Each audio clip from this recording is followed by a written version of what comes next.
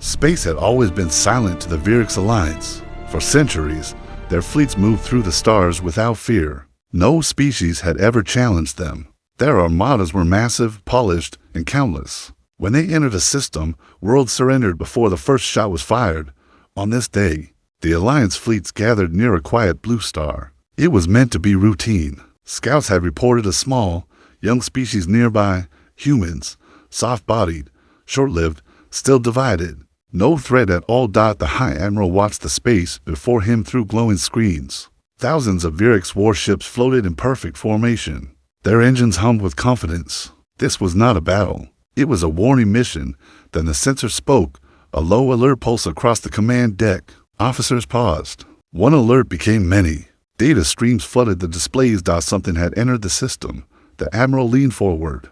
Identify, he ordered calmly. The sensor officer hesitated. That alone was unusual. Unknown vessel, the officer said slowly. No, correction, unknown vessels. Numbers appeared on the screen. Not dozens, not hundreds, just one main contact. The Admiral relaxed slightly. One ship, yes, the officer replied, but its mass reading is incorrect.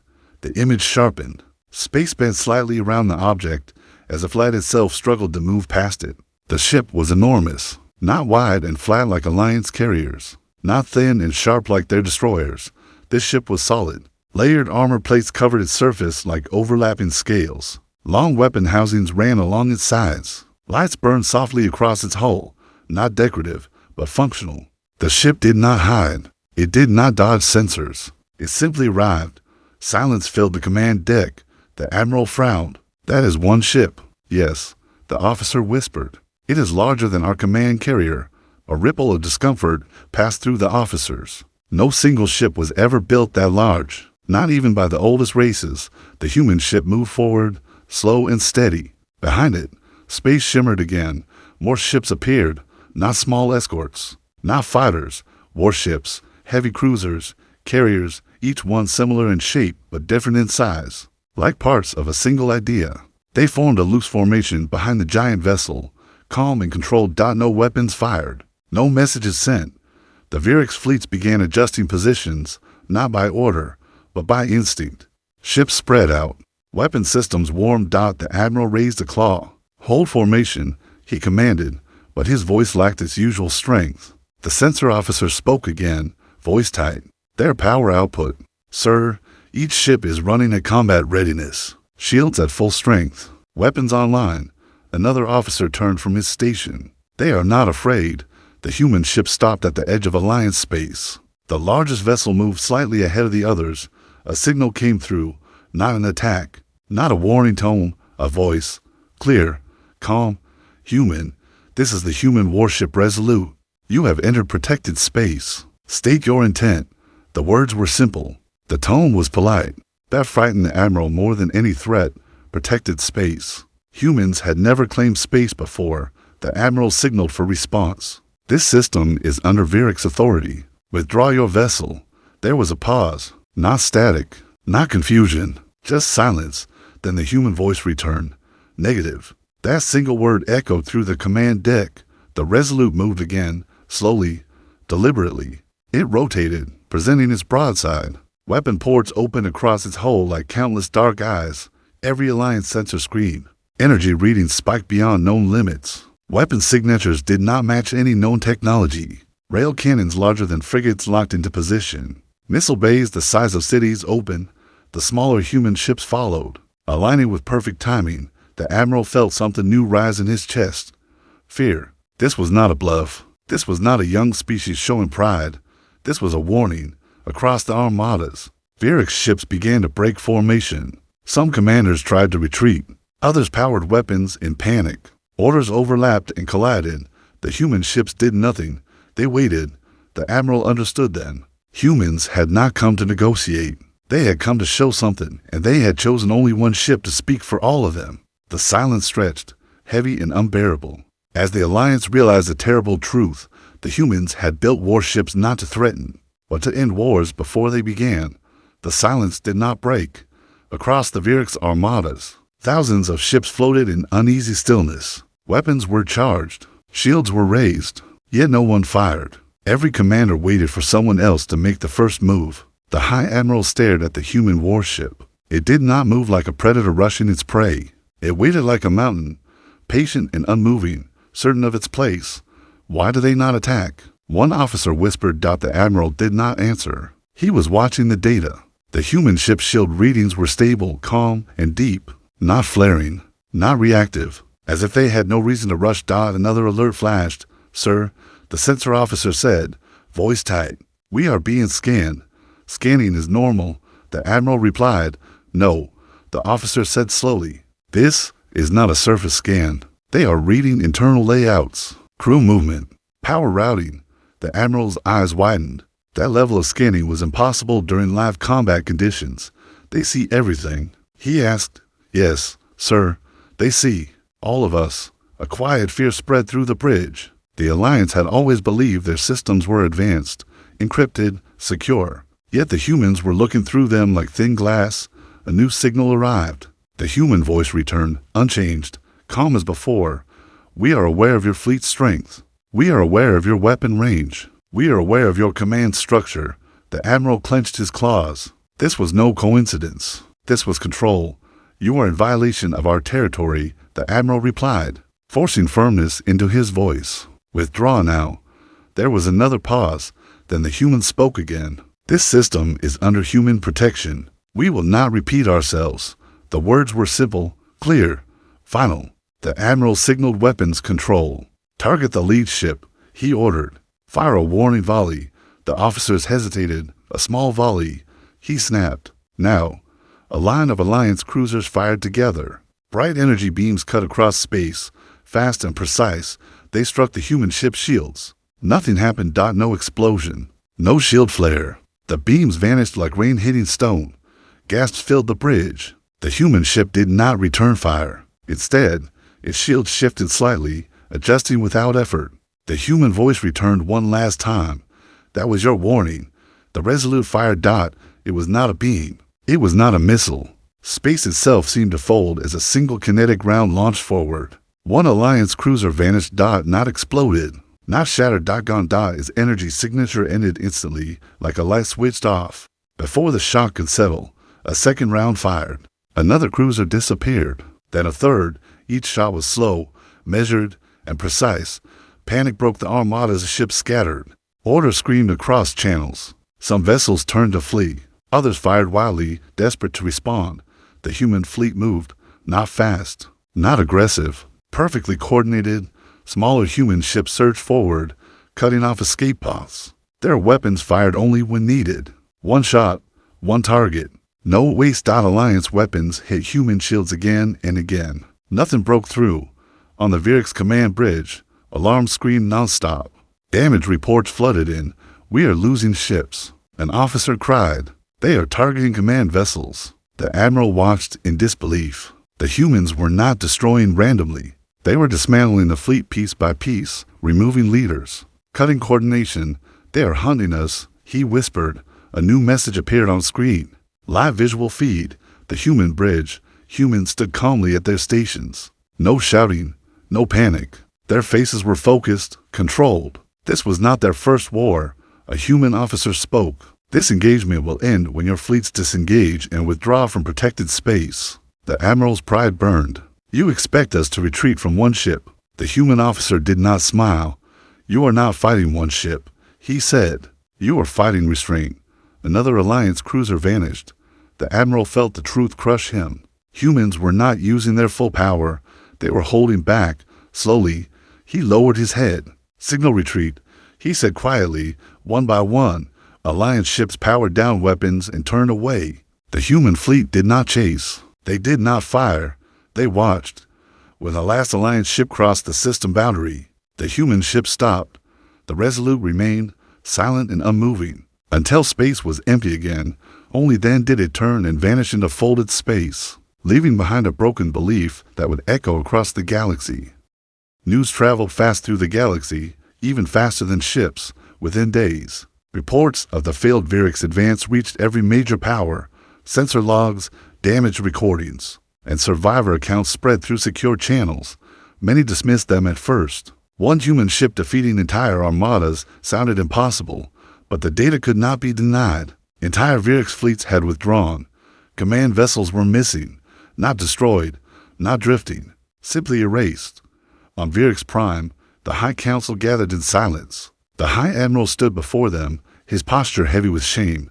They did not come to conquer. He said, "They came to stop us." The council members shifted uneasily. "You face one human ship." A counselor said, "One." The admiral lifted his head. "No," he replied.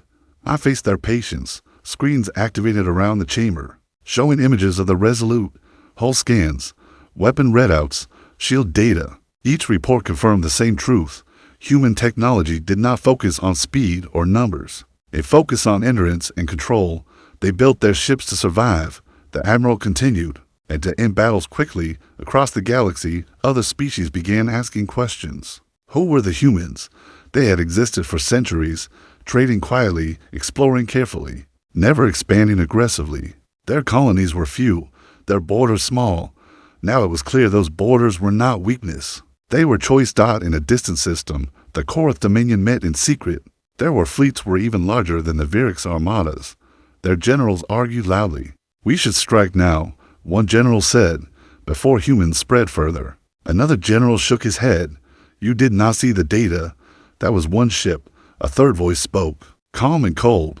"Humans did not win through power alone. They won through control." The debate ended without decision. Fear had entered the room. Meanwhile, on a quiet human station near Earth, commanders reviewed the battle logs. No celebrations followed. No cheers. Admiral Reyes watched the recordings with steady eyes. "Any damage?" she asked. "Minor shield stress," an officer replied. "No hull damage." "Good," Reyes said. "Lessons learned?" "They reacted exactly as predicted." Reyes nodded. "They always do." A junior officer hesitated. "Admiral, why didn't we finish them?" Reyes turned slowly. "Because fear spreads faster than destruction." She looked at the star map. Vyrix territory glowed faintly, unstable. "They will warn others," she continued. "That is enough." The officer studied the human fleet data. "How many ships like the Resolute do we have?" Reyes allowed herself a small pause. "Enough." That answer alone carried weight.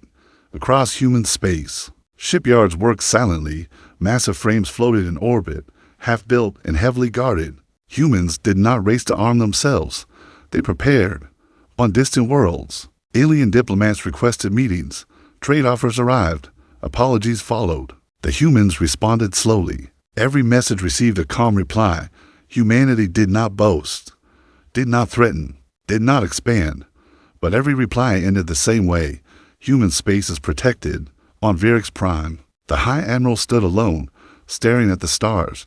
His people had believed strength meant numbers, speed, and fear. Humans had taught them a different lesson. Strength was patience. Strength was restraint. And strength was the ability to end a war without winning it. As new fleets gathered beyond known space, watching human borders carefully, one truth became clear across the galaxy. Humans were no longer the unknown species. They were the line no one dared to cross, beyond the known regions of the galaxy. There were powers older than memory. They did not trade. They did not negotiate. They observed, waited, and erased threats when needed. One of them was watching now. The Eshkara Collective had existed long before humans learned to write. Their ships were living structures, grown rather than built. They did not use fleets for show. They sent only what was necessary. When reports of the Vyrix retreat reached them, the collective did not react with fear. They reacted with interest. One human ship altered a war. The overseer said, "We must test this." A probe was dispatched, silent, unmarked, faster than light in ways no younger species understood. It entered human space without warning. Human sensors detected it instantly. On Earth's orbital command, alarms rang softly, controlled and precise. Admiral Reyes stepped onto the bridge, eyes sharp. A known contact. An officer reported, no energy signature matching known species. Reyes studied the display. The object was small, shifting shape, almost organic. "It's not a scout," she said. "It's a question." Orders were sent. No weapons powered up. The probe moved closer. Scanning, adjusting, learning. It reached the edge of Earth's defensive zone. A human satellite activated. Not a weapon, a signal. The probe froze. Within the collective, Data flooded back. Human detection range exceeded estimates. Response time was instant. Calm. Continue. The overseer ordered. The probe advanced again. This time, space itself changed. Gravity shifted.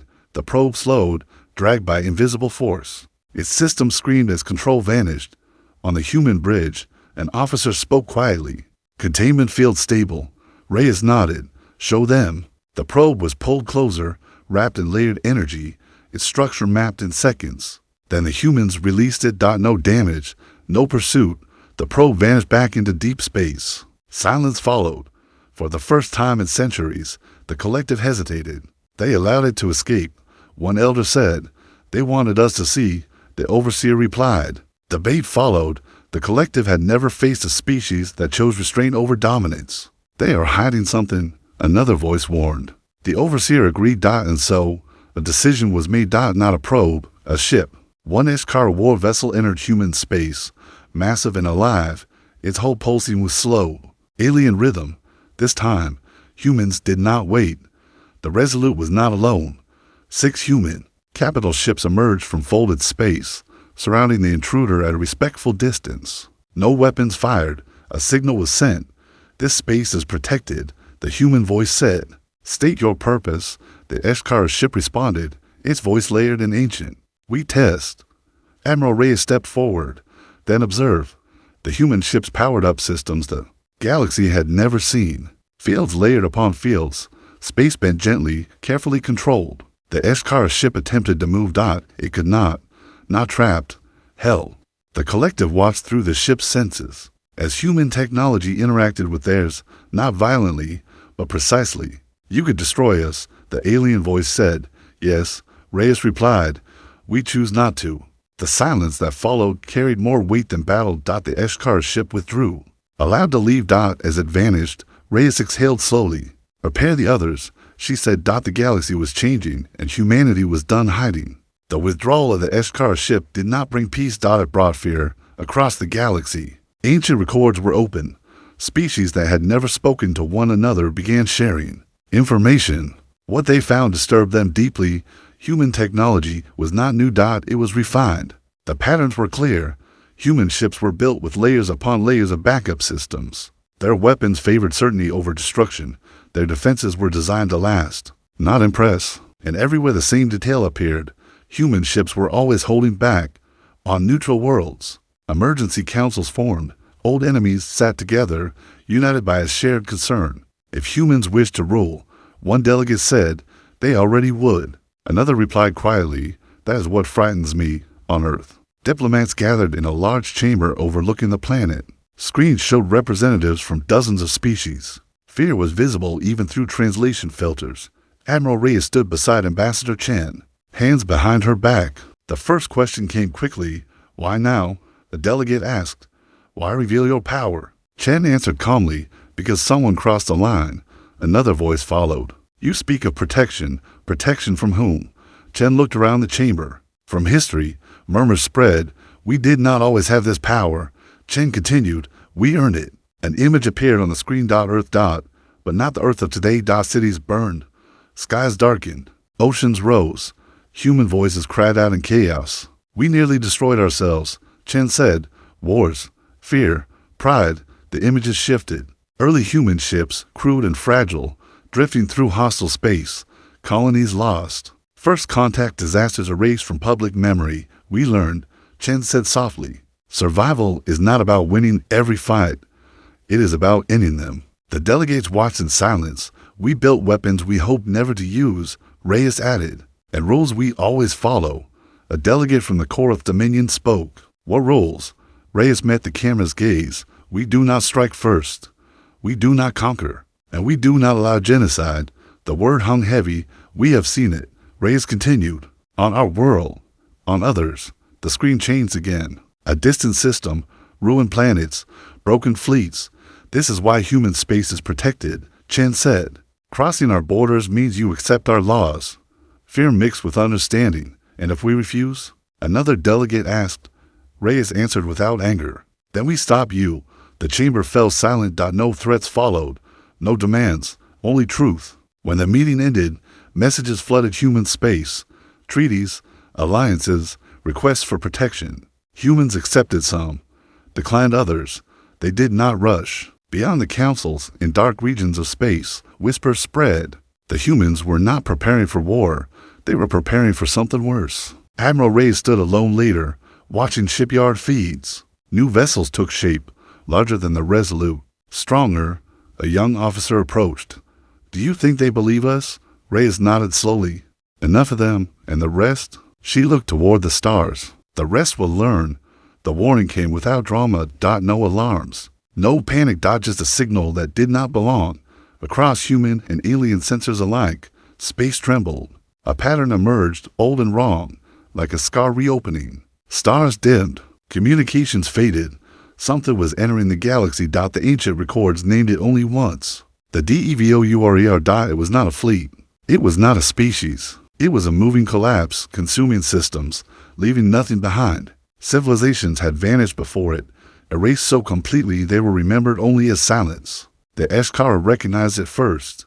"This threat cannot be tested," the overseer said. "It must be stopped." Emergency messages spread. Fleets gathered, but fear dominated strategy. No formation could face something that ignored weapons and shields alike on Earth. Admiral Reyes studied the data, face unreadable. "Confirm trajectory," she ordered. "Direct." An officer replied. Toward populated space. Reyes closed her eyes briefly. "Then it ends here." Human fleets mobilized. Not only warships, but support vessels, engineers, and containment units. They moved with purpose, not haste. Alien ships followed. For the first time in galactic history, mixed fleets formed willingly behind human command. The Devourer appeared as a dark absence, bending space inward. Weapons fired at it vanished. Energy drained into nothing. Fear surged. "Engage containment," Reyes said. Human ships activated systems never shown before. Massive fields extended, not to block, but to shape space itself. The Devourer slowed, confused, its path bending slightly. It reacted. The pressure increased. Human shields strained. Several alien ships were lost instantly. Reyes did not retreat. "Phase 2, she ordered. From deep space, structures unfolded. Not ships. Anchors. They locked into reality, stabilizing space around the Devourer. Human ships linked them together, creating a cage made of physics and will. The Devourer screamed, not in sound, but in gravity. It pushed harder, tearing at the fields. Reyes watched the strain levels rise. "All fleets, hold position." The mixed armada obeyed. Human weapons fired now, not to destroy, but to compress. The Devourer was forced inward. Its hunger turned against itself. Energy surged. Time stretched. Then, slowly, the collapse folded. The Devourer shrank, contained within its own gravity, sealed and locked beyond normal space. Silence returned. Ships drifted, damaged but alive. Across the galaxy, fear turned into awe. Alien commanders stared at human vessels in disbelief. This was not warfare. This was guardianship. Reyes exhaled slowly. "Secure the containment." An officer asked quietly, "How long will it hold?" Reyes met his eyes. "Long enough." As fleets withdrew, one truth spread faster than any signal. The humans had not built warships to win wars. They built them to face the end of everything. The galaxy did not celebrate. There were no parades, no songs, no loud victory calls. Instead, there was quiet understanding. Worlds that had once prepared for war powered down their weapons. Fleets returned home slower than they had arrived. The Devourer was gone, sealed beyond reach, and space felt lighter because of it. In human space, the fleet stood down. Ships returned to orbit. Repairs began. Crews rested. Admiral Reyes stood once more on the bridge of the Resolute. The stars ahead were calm, unchanged, as if nothing had happened. A message arrived from the Eshkara Collective. "We acknowledge your role," the overseer said. "You did what we could not." Reyes listened carefully. "We did what had to be done." Another message followed, this time from the Virix Alliance. "Our armadas will never cross your borders again." Reyes nodded. "That is not why we stand here." Across the galaxy, humans were spoken of in new ways. Not as conquerors, not as rulers. As keepers. Ambassador Chen addressed a final council, his voice steady. "We do not seek control," he said. "We seek balance. Power without restraint destroys itself." We learned the lesson the hard way. Images of Earth appeared again, but this time not burning. Green cities, Open skies. Children looking up at the stars. We survived because we chose to protect rather than dominate. Chen continued. That choice does not change. The council accepted the truth. New agreements formed. Shared defenses. Early warning networks. Human technology guided them, but never ruled them. Years passed. The story of the Devourer faded into history, told as a warning, not a legend. The Resolute remained active, patrolling the quiet edges of known space. New ships joined it, not larger, not louder, just ready. One night, a junior officer asked Reyes, "Do you think there will be another threat like it?" Reyes looked at the stars for a long moment. "There's always something coming, and if it comes," she smiled slightly, "then we will be here, far beyond human borders." In places no map yet showed, sensors flickered and faded. Watched by eyes that chose to turn away, the galaxy had learned. When aliens first saw a human warship, terror spread across their fleet's dot, but in the end, what they truly feared was not human power, it was human resolve, and that resolve would stand, silent and steady, for as long as the stars endured.